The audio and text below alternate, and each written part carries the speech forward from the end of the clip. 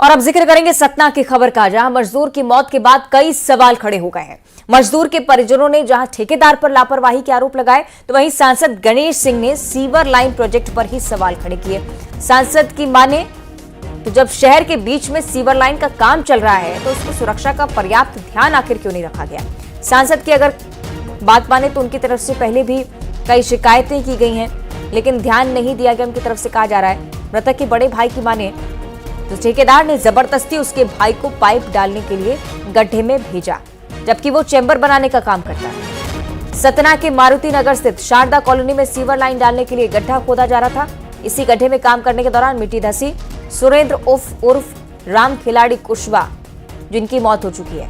हादसा गुरुवार की शाम का बताया जा रहा है। करीब 8 घंटे से ज्यादा बचाव कार्य चला, लेकिन मजदूर का शव अंत में बरामद किया गया। सुरेंद्र कुशवाहा जो ग्वालियर का रहने वाला था, इस पूरे घटनाक्रम में बुरी तरह से मौत का शिकार हुआ। और अब प्रशासन पर सीधे सवाल, ठेकेदार पर सीधे सवाल लापरवाही को लेकर।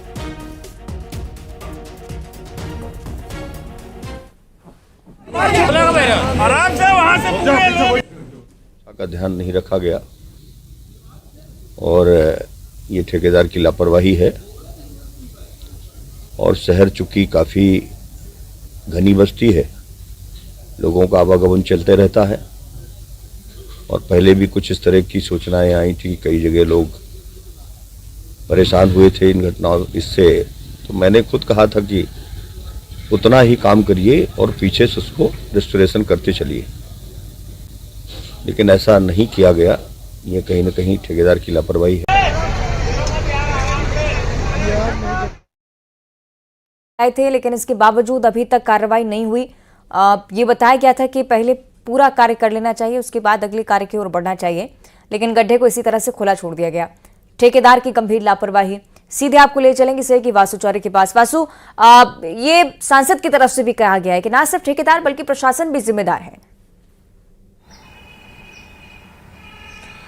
निश्चित तौर पर देखिए, भले ही प्रशासनिक स्तर पर लापरवाही हुई हो या फिर ठेकेदार जो काम कर रहा था, ठेकेदार क्या काम कर रहा था उसकी मॉनिटरिंग करने का काम तो प्रशासन का ही होता है, तो जवाबदारी इस पूरी घटना में प्रशासन की भी बनती है। हमने हमारे कर्मवीर को खोया है। सीवर लाइन का काम सतना में चल रहा था और उसी दौरान मिट्टी धसकने की वजह से ये पूरा गंभीर हादसा हुआ। 6 से 7 घंटे रेस्क्यू ऑपरेशन चला। रेस्क्यू ऑपरेशन के दौरान भरसक कोशिश की गई, पूरा प्रयास किया गया कि जो मजदूर हैं उन्हें बाहर निकाल लिया जाए, लेकिन ये पूरी लापरवाही की घटना इतनी गंभीर थी कि आखिरकार उन्हें बाहर नहीं निकाला जा सका। और जो मिट्टी अंदर गिरी थी, जो मिट्टी धसकने की वजह से पूरा हादसा हुआ, उसकी जो क्वांटिटी थी वो बहुत ज्यादा थी और जब तक मिट्टी को खोदा जाता और मजदूर को बाहर निकाला जाता तब तक वो जिंदगी और मौत की जो जंग थी वो हार गया। और इस तरीके की जो लापरवाहियां सामने आती हैं पहली दफा नहीं है, कई बार देखा गया है कि कंस्ट्रक्शन साइट पर इस तरीके के हादसे होते हैं जहां पर गंभीर हादसे हो जाते हैं, लोगों को अपनी जान माल का तक नुकसान जो है वो उठाना पड़ता है। और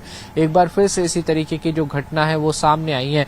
एक टनल का उदाहरण हम सबके सामने है, वहां पर किस तरीके से मजदूर इतने दिनों तक फंसे रहे। तो भी इन तमाम जो घटना है उनसे थोड़ा सा सबक लेना चाहिए, सबक सीखना चाहिए, ताकि इस तरीके के जो हादसे, इस तरीके की जो गंभीर घटनाएं वो ना हो। हालांकि अब देखना होगा कि क्या न्यायिक जांच इस पूरे मामले में होती है, प्रशासनिक स्तर पर कोई कार्रवाई जो है वो ठेकेदार के खिलाफ की जाती है, या फिर जो प्रशासन के अधिकारी हैं जिनकी जिम्मेदारी थी इस पूरे काम को मॉनिटर करने की, उनके खिलाफ क्या कुछ एक्शन होता है। ये जरूर इस पूरे मामले में देखने वाली बात है, लेकिन अवंतिका ठोस कार्रवाई होनी चाहिए ताकि सबक सीखें और इस तरीके के जो लापरवाही है वो आने वाले समय में ना हो। जी बिल्कुल ठीक आप कह रहे हैं। और सांसद की जब बात नहीं सुनी जा रही है तब आम लोगों की फिर आप बात ही छोड़ सकते हैं। चलिए, बहुत शुक्रिया आपका वासु ये जानकारी साझा करने के लिए। तो अब ये देखने वाली बात कि इस मामले में किस प्रकार से कार्रवाई होती है। छत्तीसगढ़ का जिक्र एक बार फिर से करेंगे, जहां कोरोना के 18 नए मरीज मिले हैं। पिछले 24 घंटों में 18 नए मरीजों की पुष्टि। सुकमा, रायगढ़ में 4 नए संक्रमित मरीज, बालोद, बस्तर में 3 मरीजों की पुष्टि, बेमेतरा, बलौदाबाजार, कांकेर में 1 नए मरीज की पुष्टि। 24 घंटे में 4714 सैंपल्स की जांच और एक्टिव मरीजों की संख्या इस आंकड़े के साथ 112 पर पहुंचती हुई। युगल तिवारी हमारे सहयोगी लाइव जुड़े हुए हैं। युगल, कोरोना को लेकर क्या स्थिति छत्तीसगढ़ में फिलहाल आप देखते हैं? देखिए छत्तीसगढ़ के चाहे बस्तर हो, चाहे मैदानी इलाका हो या फिर जो पठारी क्षेत्र हैं वहाँ पर है तो लगातार मामले हैं वो आ रहे हैं। और सबसे अचरज की बात है कि अब इनके जो संख्या है कोरोना के संक्रमित मरीजों की वो लगातार बढ़ रहे हैं। छत्तीसगढ़ में 18 नए एक्टिव केस हैं वो आए हैं। अगर पूरे केस की बात करें तो 112 हैं। अगर हम पूरे कोरोना से डेथ की अगर बात करें तो 14,193 लोगों ने कोरोना से अपनी जान है वो गंवाई है। और 1,70,000 से अधिक ऐसे लोग हैं जिन्होंने कोरोना का दंश है वो झेला है। तो ये आंकड़ा काफी चौंकाने वाला है। अब सतर्कता बरतने की जरूरत है। हालांकि लोग कोविड-19 की जो संक्रमण है उसको लेकर के अभी भी गंभीर बिल्कुल भी नहीं है। सार्वजनिक स्थानों पर जो बिना मास्क लगा करके सोशल डिस्टेंसिंग का पालन है वो भी नहीं हो रहा है। फिलहाल स्वास्थ्य महकमे ने इसको लेकर के अलर्ट जरूर जारी किया है, लेकिन ऐसी कोई गाइडलाइन भी अभी नहीं जारी किया है कि किस तरह से जो एहतियात बरतने हैं। लेकिन मरीजों की संख्या है वो लगातार बढ़ रही है। बीच में कोरोना से 2 डेथ भी हुए थे, तो ये काफी चिंताजनक कही जा सकती है। और अगर संक्रमण इस तरह से फैलता रहेगा तो वो दिन भी दूर नहीं जब फिर लॉकडाउन की स्थिति में हम पहुंच जाएंगे। तो जरूरत इस बात की है कि लोगों को कोविड-19 की संक्रमण को ध्यान में रखते हुए एहतियात बिल्कुल, और ये बहुत जरूरी कि इससे पहले ही सावधानी बरती जाए और समस्या से पहले से ही निराकरण तैयार रखा जाए। चलिए, बहुत शुक्रिया आपका इस पूरी जानकारी के लिए। और अब जिक्र करेंगे सर्दी के सितम का। उत्तर भारत समेत मध्य प्रदेश में कड़ाके की सर्दी पड़ रही है। ग्वालियर में रात का पारा 5.5 डिग्री पर पहुंच गया। रेलवे स्टेशन पर एक यात्री की जान जा चुकी है। प्लेटफॉर्म नंबर 1 पर एक यात्री मृत पाया गया। मृतक की शिनाख्त नहीं हो पाई है, लेकिन माना गया है कि बहुत ठंड के चलते ही उस व्यक्ति की तबीयत बिगड़ी और उसी के चलते उसकी जान चली गई। ग्वालियर चंबल अंचल खासा तौर पर इस भीषण सर्दी का सामना करता हुआ। तो सर्दी के चलते एक यात्री की जान चली गई है। सहयोगी सुशील कौशिक हमारे साथ जुड़ रहे हैं। सुशील, इतनी भीषण स्थिति क्या ग्वालियर में कि एक व्यक्ति की जान भी चली गई? बिल्कुल, देखिए ग्वालियर में जो कड़ाके की सर्दी पड़ रही है उसका आलम ये है कि रात का जो तापमान है, न्यूनतम तापमान वो 5 डिग्री के आसपास पहुंच चुका है। और जो सर्द हवाएं हैं सुबह से लेकर रात तक लोगों को परेशान कर रही है। और इसी के चलते ग्वालियर रेलवे स्टेशन पर कल एक यात्री की मौत हो गई। प्लेटफार्म नंबर 1 पर अज्ञात यात्री जो है वो मृत पाया गया। और जब उसे अस्पताल ले जाया गया तो डॉक्टरों ने आशंका यही जताई है कि इसकी ठंड से मृत्यु हुई है। तो निश्चित तौर पर जो सर्दी है वो जानलेवा साबित हो रही है। आपको बता दें कि सिर्फ ये पहला यात्री नहीं था। करीब 15 दिन के अंदर ही 7 दिन के अंदर ही 2 यात्रियों की रेलवे स्टेशन पर ठंड की और अटैक की वजह से मौत हुई है। कुल मिलाकर ग्वालियर चंबल अंचल में अभी लगभग 20 जनवरी तक ठंड जो है इसी तरह से परेशान करती रहेगी लोगों का। मौसम विभाग का इस तरह का कहना। और इसी दौरान बीच बीच में हल्की फुल्की बारिश की संभावनाएं भी है। इसके साथ ही सुबह के वक्त जो मध्यम कोहरा है वो लगातार ग्वालियर चंबल अंचल में छाया रहेगा। तो निश्चित तौर पर जो सर्दी है उस सर्दी के चलते एक यात्री की मौत हुई है जिसकी फिलहाल शिनाख्त नहीं हो पाई है। जीआरपी ने शव को जय आरोग्य अस्पताल भिजवा दिया है और उसकी तस्दीक करने के साथ ही आज उस शव का पीएम कराया जाएगा। ठीक है, बहुत शुक्रिया आपका सुशील जानकारी के लिए। तो ग्वालियर में सर्दी का सितम आप देख रहे हैं और इसी प्रकार से बैतूल में भी कोल्ड अटैक जैसी स्थिति। फसलों पर ओस जम चुकी है। तड़के कोहरा भी छाया रहा। सुबह शाम के तापमान में काफी गिरावट महसूस की जा रही है। बैतूल का जिक्र करें, ये तस्वीरें आपकी टीवी स्क्रीन पर जो बताती हुई किस प्रकार की सर्दी यहां पर है। कोहरे के चलते विजिबिलिटी कम, फसलों पर ओस जमी हुई। सुबह शाम के जो तापमान में अच्छी खासी गिरावट है, इसी के चलते ठिठुरन लगातार जिले में बढ़ती जा रही है।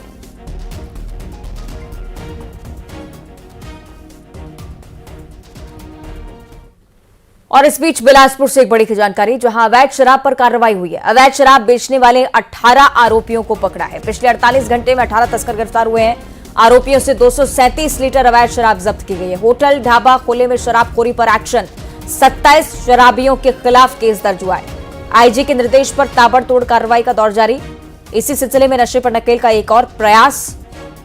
बड़ी जानकारी साझा कर रहे हैं। अवैध शराब को लेकर एक बार फिर से बड़ा एक्शन। 27 शराबियों के खिलाफ केस दर्ज हुआ है। होटल ढाबा खुले में शराबखोरी पर सीधा एक्शन, जो कि प्रतिबंधित है। समय सीमा से आगे अगर आप शराब बेचते पाए जाते हैं तो पकड़े जाएंगे। और पेंड्रा में 2 शराबी शिक्षक निलंबित हुए हैं।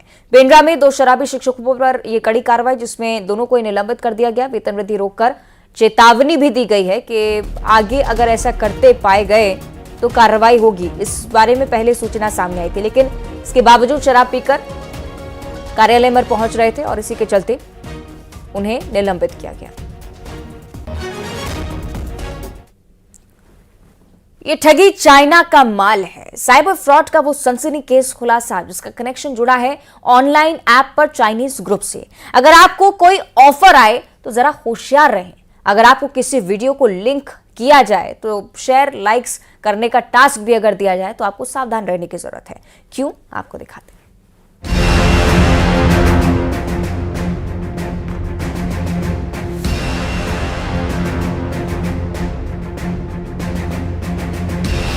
चाइना के नटवरलाल हिंदुस्तान में जाल।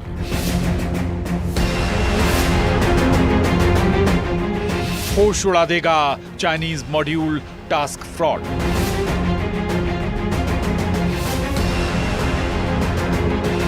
सरहद पार ठगी का नेक्सस।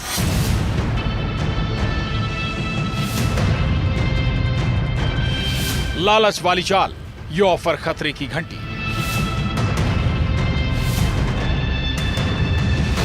लड़कियां हैं इस गैंग का हथियार।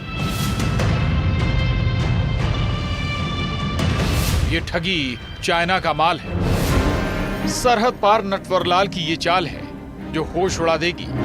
चाइना के वो नटवरलाल जो हिंदुस्तान में सेंधमारी कर रहे हैं। फ्रॉड का तरीका भी हैरान करने वाला है। शिकार के अकाउंट के मालिक ठग बन जाते हैं, जिस अकाउंट का इस्तेमाल फ्रॉड के लिए होता है। बाकायदा ऐसे चाइनीज मॉड्यूल में एजेंट इन्हें अकाउंट बेचता है और उसके बदले उन्हें मिलता है कमीशन। चाइना से संबंध डायरेक्टली पैसे का ट्रेल का पाया जाता है। अल्टीमेटली पैसा क्रिप्टो के माध्यम से चाइना चला जाता है। पहला तो ट्रेल ये मिलता है। दूसरा ट्रेल ये मिलता है कि ये जो अकाउंट होते हैं ये टेलीग्राम में चाइनीज लोग जो हैं उनको शेयर किए जाते हैं। फिर वो अपने अलग अलग ग्रुप्स में जहां फ्रॉड हो रहे होते हैं उन लोगों को ये अकाउंट शेयर करते हैं। फिर वो फ्रॉड के पैसे इन्हीं अकाउंट्स में आते हैं और बाकी और अन्य फ्रॉड के अकाउंट्स में पैसे घूमते हैं ताकि ट्रेल जो है ट्रेस करना मुश्किल हो, उनकी ट्रेल करना मुश्किल हो, और फिर अल्टीमेटली वो क्रिप्टो के माध्यम से चाइना में चले जाते हैं। तो चाइना का जो रोल है वो इन अकाउंट्स के जो बेनिफिशियरी हैं उनको यूज करते हुए फ्रॉड करवाना है और जो पैसा आ रहा है उसको वापस चाइना ले जाने का है। कहीं आपको सोशल साइट पर पार्ट टाइम जॉब का ऑफर आए तो जरा सावधान। कहीं ऐसा ना हो ये ऑफर आपको चूना लगा दे, आपके बैंक अकाउंट का मालिक कोई और हो जाए। ऐसा ही एक मामला सामने आया और खुलासा हुआ चाइनीज मॉड्यूल टास्क फ्रॉड का। ऑनलाइन लुटेरे, चाइनीज ग्रुप से कनेक्शन। पार्ट टाइम जॉब का ऑफर, 90 लाख का चूना।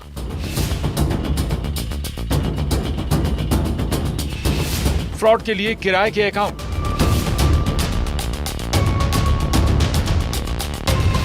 लिंक, शेयर, लाइक्स, कहीं फंस ना जाएं आप। टास्क फ्रॉड का खुलासा किया साइबर क्राइम भोपाल की टीम ने। दरअसल कटारा हिल्स में रहने वाले फरियादी संजय को टेलीग्राम पर पार्ट टाइम जॉब का ऑफर आया। ऑफर का मैसेज एक लड़की ने दिया, उसके बाद दूसरी लड़की ने उन्हें रजिस्टर करवाया।